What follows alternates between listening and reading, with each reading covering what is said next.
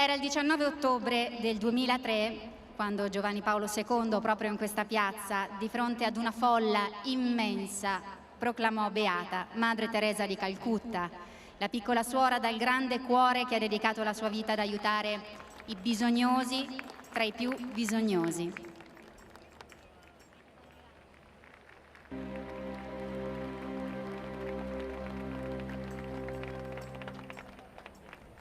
Beati i poveri in spirito, perché di essi è il regno dei cieli.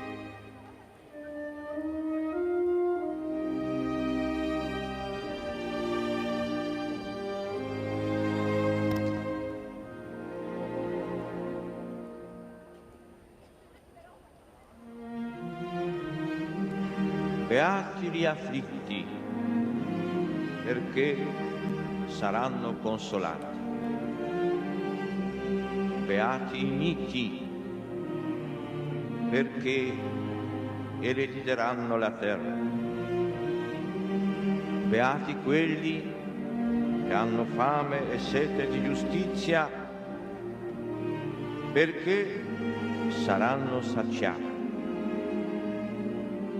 Beati i misericordiosi, perché troveranno misericordia. Beati i puri di cuore, perché vedranno Dio. Beati gli operatori di pace, perché saranno chiamati figli di Dio. Beati i perseguitati per la causa della giustizia, perché di essi è il regno dei cieli.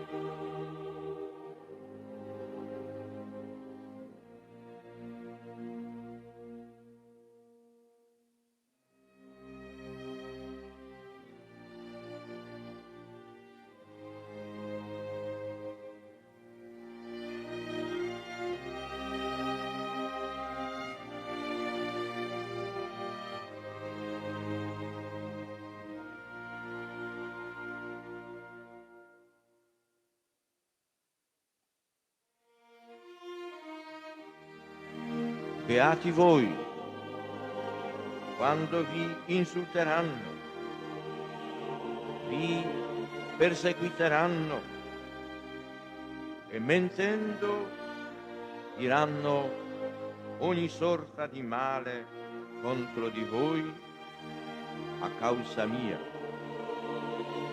Rallegratevi ed esultate, perché grande è la vostra ricompensa nei cieli.